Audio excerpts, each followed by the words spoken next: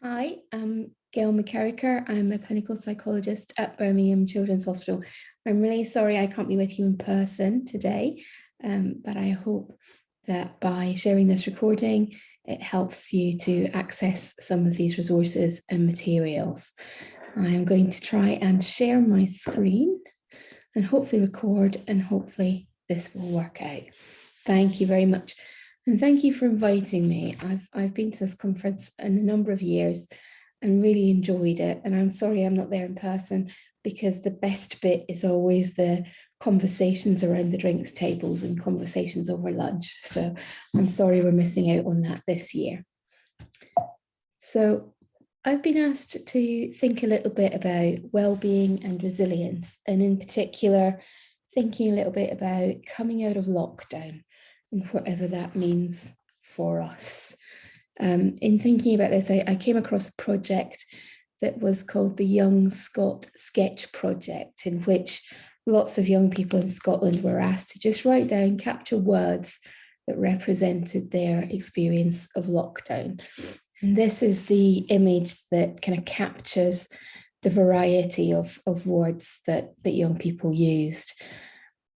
I think whether you've overall felt like you've had a good experience of lockdown, or whether you found it an incredibly challenging experience of lockdown, there's something in this wordle for all of us. I think we can all identify with some bits of this, and some of them may have felt helpful and some of them may have felt a lot less helpful. But hopefully there are some things in there that we can connect to. Taking a completely different approach during a strange conversation, we were trying to think of film titles that kind of summed up your experience of lockdown, and that became quite a fun way to try and capture the sentiment, but also to capture the different ranges of feelings that people might have experienced, and kind of think about that as a group. And this can feel like a really safe way to kind of think about it with other people, to see if you can think of, a title that captures maybe some of the fun bits, or the strange bits, or the weird bits, or the sad bits, or the lonely bits, or the upsetting bits, or the anxious bits, or whatever the bits that are in your mind on that particular day. But I was just really struck by the kind of range of different titles people went for. So I'm sure we can identify with the mask, isolate, 5 feet apart. That's definitely been a big part of our world in the last 18 months. Brassed off, I'm sure we can all identify days where we felt like that. Groundhog Day, that challenge of just finding some structure and variation and variety in your day. Quarantine, social network, where our contacts and connections with people happen via social media or WhatsApp, or any variety of social platforms that you might be on. Home alone, that might have been a very lonely time. You might have been isolating by yourself and been engaging in your own conversations with Wilson, like Tom Hanks's character in Castaway. A Life Less Ordinary was an interesting one, I thought. Or Back to the Future. Are we in a post-apocalyptic kind of world, or what? From Here to Eternity, that sense of never-ending relentlessness that was often present during those kind of, again, Groundhog Days. A Quiet Place. It might have felt like a quiet place where you are. It might have felt like quite a busy place. I was talking with a mum who has 7 children, all under the age of 8. And I was imagining that's not a very quiet place. Carry on regardless, that kind of sense of making do, getting on with things. 28 weeks later. Or cabin fever. I'm sure we can all kind of relate to some sense or experience of staring at the same 4 walls and feeling that need to perhaps just have a change of scenery, a change of walls. It might be outside, it might just be a different room. That sense of treating yourself to sit in a different room to get a different perspective within your own house. Okay. It might not be what it looks like, it might be how it feels, it might be temperature, it might be who else is around you, it might just be having a different kind of seat, it might be standing up. All of those things suddenly became quite important when they're a big part of your day.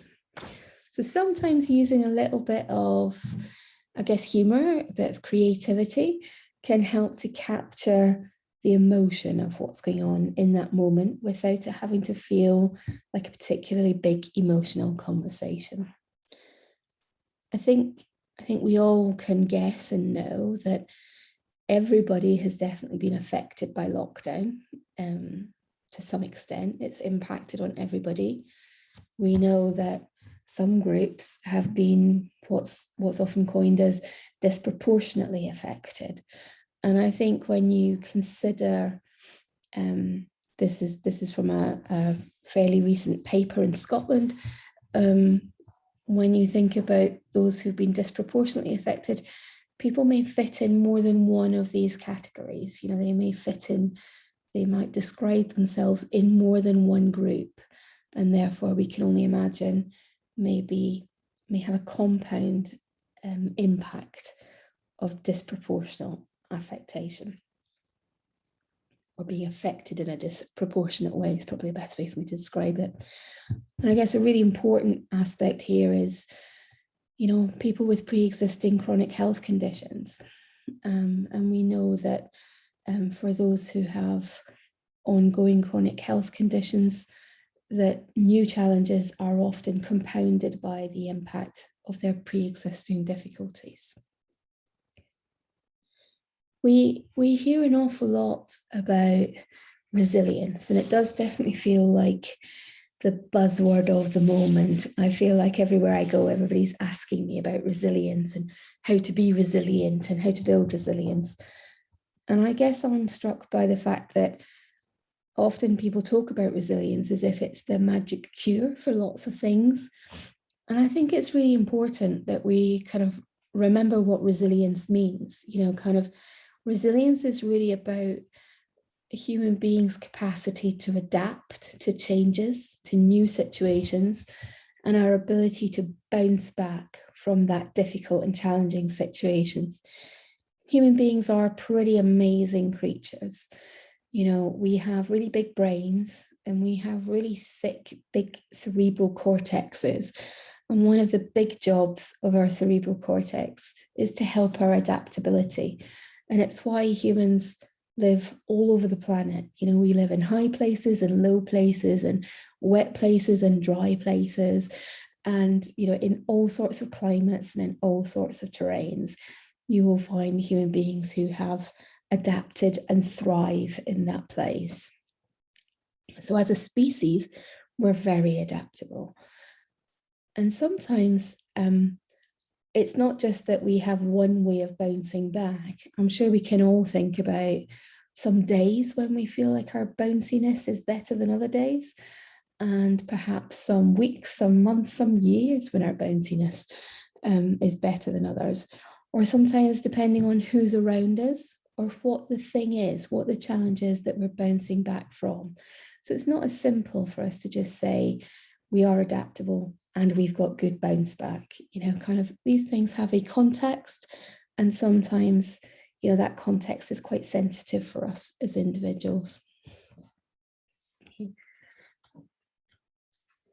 Over the years, and I've taken this from work by Jim Lemon and his team, who have pulled this together from decades and much more of work that's been done by scientists in all different fields. And it's trying to accumulate the evidence from, as I say, many different disciplines within psychology, the sciences, and social literature. It's about what do human beings need in order to live well. And I think it's important for us to hold on to this, that living well can mean different things to different people. So there's not one sense of what that living well should be like. But generally speaking, what these decades and decades of work tell us is that there are some pretty clear things, and I think it's 8 if my maths is is acceptable today, you know, is to think that these are the things that, largely speaking, human beings need to eat well. And when you read the titles in these, each of these squares, they probably won't sound like rocket science. And I think that's also really important too, because when life is difficult, we are often feeling really overwhelmed, you know, as if there's a lot going on, there's a lot to take on board, there's a lot to get used to. Things are changing quite often at a fast pace. So trying to do anything too complicated often stretches the limited resources that we have. So knowing that there are simple things we can do is really helpful, I think. So just to run through what these 8 things are, we've got reducing our exposure to toxins. Now, straight away, that probably makes us think of harmful substances, you know, kind of bleach and drain cleaners. And those things are indeed toxins, but it's also important for us to think about the things that we find toxic in our everyday life. So that might be social media, you know, that might be particular conversations of particular people, you know, things that are toxic in our environment that day. Okay. I really like the next one because I'm not always great at sleeping. And so I really like how this one is phrased. It's phrased as 8 hours sleep opportunity. And so it's not setting you up to say, if you get anything less than 8 hours, then it's been a disaster. It's just sort of saying, trying to create an opportunity and see how far you get. But good sleep makes everything feel better. Eating real food. And again, that sense of real could be very different for different people. But that sense of trying to, you know, eat some real food that feels nutritious for you. That doesn't have to be fancy. It doesn't have to be complicated. I sometimes feel like when I feel like I need to eat better, it gets really complicated and then I get quite quickly overwhelmed. But when I let myself remember that maybe, you know, eating beans on toast might be really helpful, you know, nutritious and real food, you know, not highly processed food is a helpful place to start. Small steps. I also love the idea of just moving, okay? So again, we sometimes can set ourselves really ambitious exercise targets and really big goals that make us feel like, right, you know, through lockdown, I'm going to suddenly start running marathons. I'm never going to run marathons. But if I help myself think I just need to move a bit more, I might go up the stairs a bit more, I might walk to the co-op that's just up the road rather than taking the car. All those little individual choices that help you to just move a little bit more and allow you to kind of appreciate your body in the way it moves as well.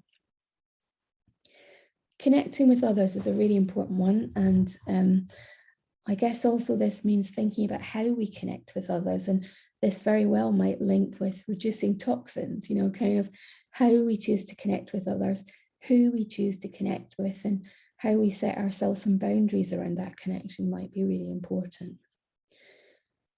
I think a thing we often hear talked about when we think about resilience is purpose, you know, having a purpose.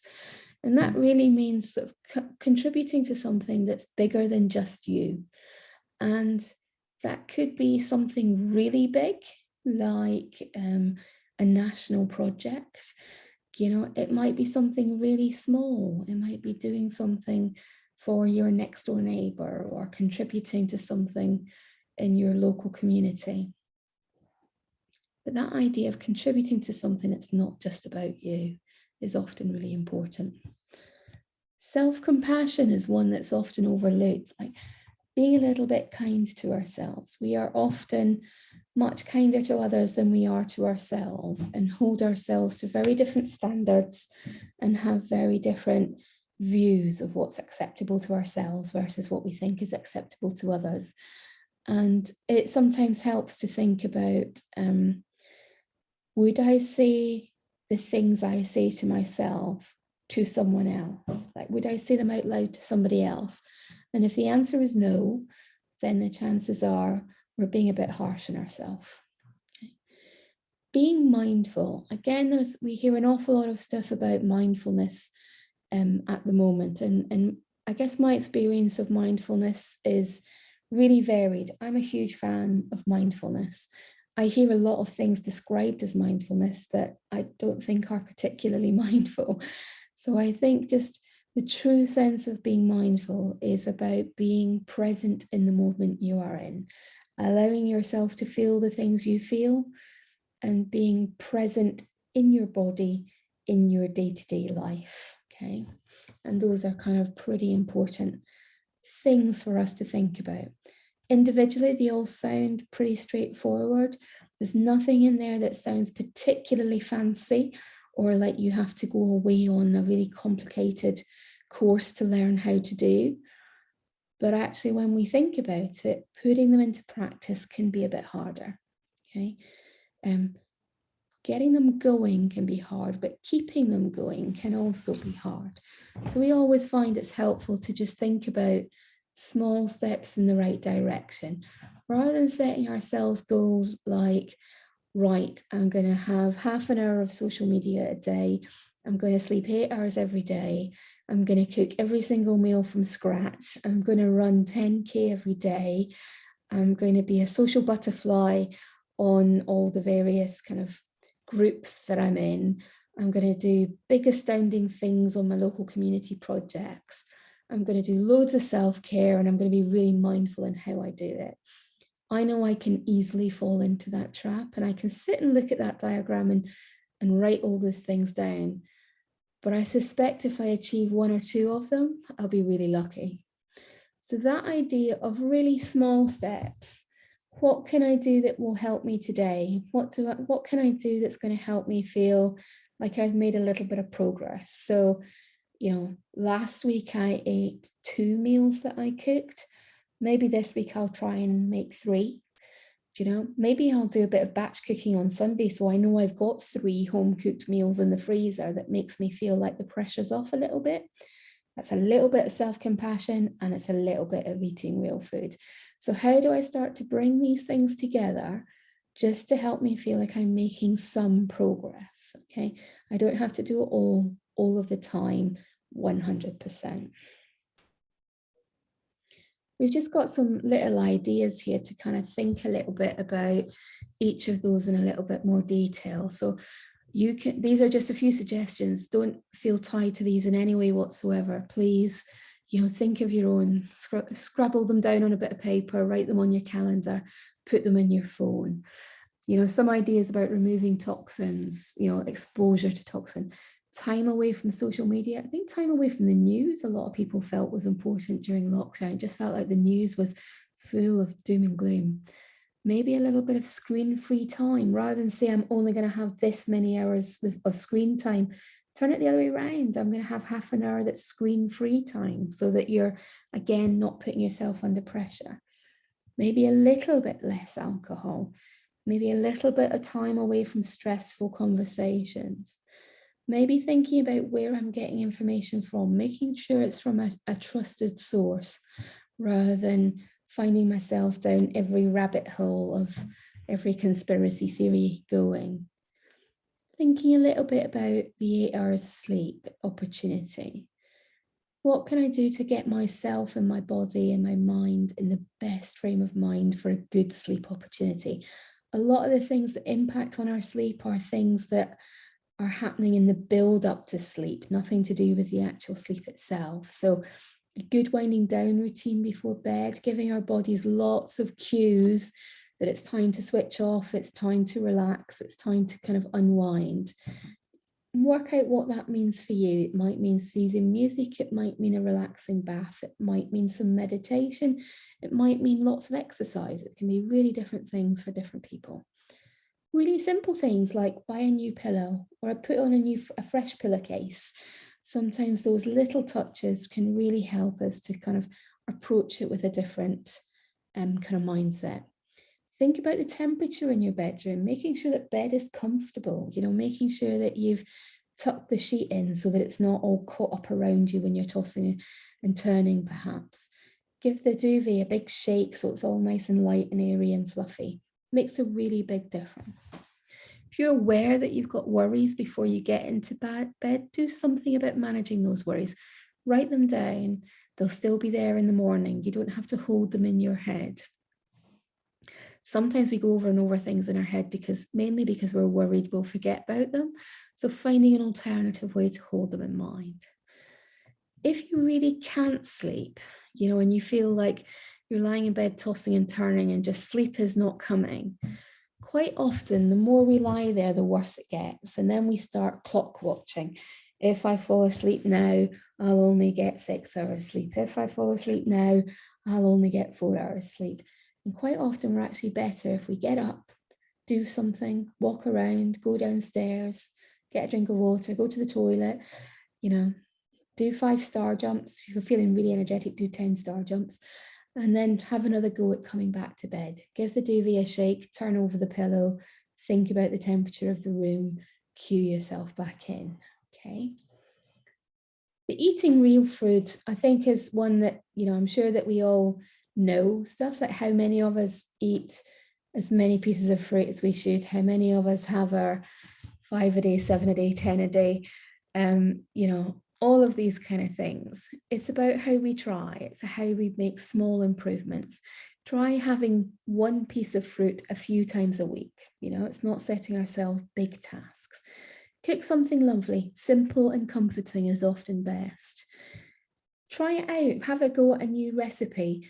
But, pick one that looks straightforward and simple and doesn't have you scouring the shelves in the supermarket for something really rare and random that you don't really know what it is. I hate that bit when you go to the supermarket, you don't even know which area of the supermarket you should be thinking about or trying to find it in. So thinking about moving, it's not just about high energy impact exercise. It could be when I'm bending down to pick stuff up, I'm just going to squeeze my tummy a little bit more. I'm going to squeeze my tummy when I'm breathing while I'm eating. I'm just going to, hold my tummy in and squeeze my bottom, squeeze my tummy when I'm waiting for the kettle to boil. It could be as simple as that. It could be a few more trips up the stairs. It could be a walk around the block, and it could be a short online exercise class, or it could be full-on impact exercise. Choose something that works for you. Connecting, I'm sure we've all kind of tried lots of different versions of these.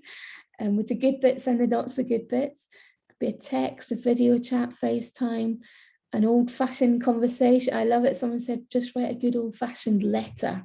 It's amazing how that feels to receive a letter, something that lots of people aren't used to, perhaps these days.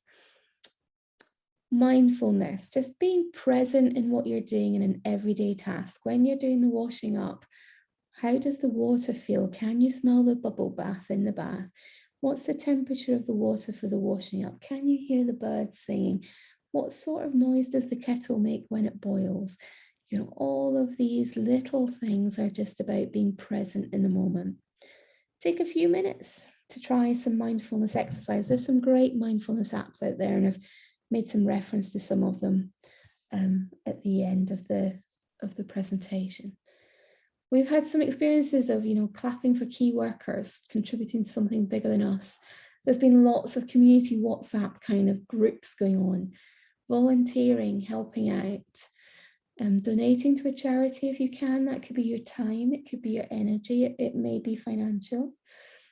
Could you buy a product that supports a charity? I kind of was really excited. I found a bar of soap in which the packaging actually said, please steal our staff. We employ staff with physical and learning disabilities, and we really want you to poach our staff and employ them to be part of your team. And I thought that was amazing. I was just really bowled over by this amazing kind of marketing tactic. And most of all, be a little bit kind to ourselves in the things we think in particular, and the things that we say and do to ourselves and for ourselves. Give ourselves a little bit of time. Be understanding when things don't quite go to plan. Be proud of the things we do achieve, even if they seem really small. Rewarding ourselves for our achievements, big and small, is really, really important. And sometimes it's really good just to do something just for no other reason other than the fact it makes you feel good. And that's really important. So some top tips in there, maybe things like Planning your time, finding a routine that works for you. Focus on the present. What is best for my recovery right now? What do I need to do right now? Celebrate your achievements. Don't be afraid to ask for help. Find a way to make it work. I was having a conversation with somebody about it's really hard to put her blazer on because she's sitting in her wheelchair. And so we had lots of experiments of ways of putting the blazer on that made it doable. And it might not look like the most attractive or the most, she was saying that looks really clumsy the way we did it, but it worked best. So we just kept experimenting until we found a way to make it work. Expressing your gratitude, it sounds a little bit trite, but actually it's really pretty powerful.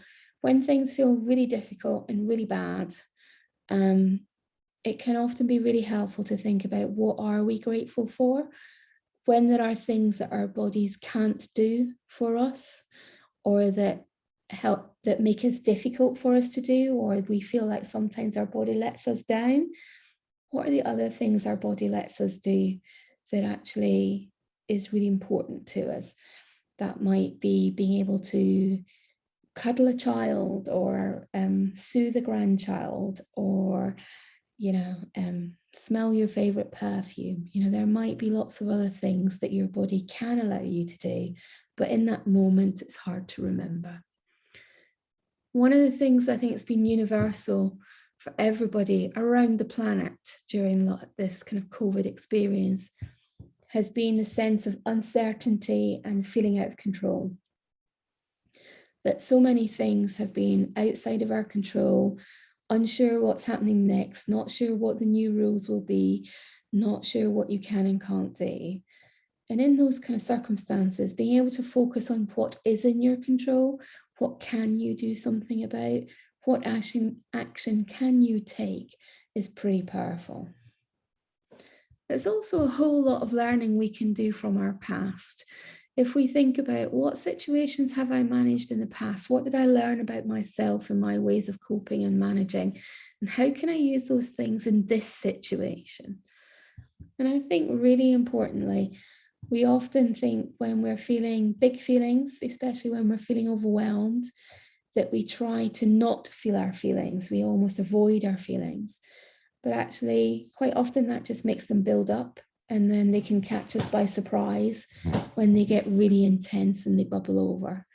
So allowing ourselves to feel our feelings and allow them to kind of just be present with us, not getting too wrapped up on them, and acknowledging that they too are transitory things.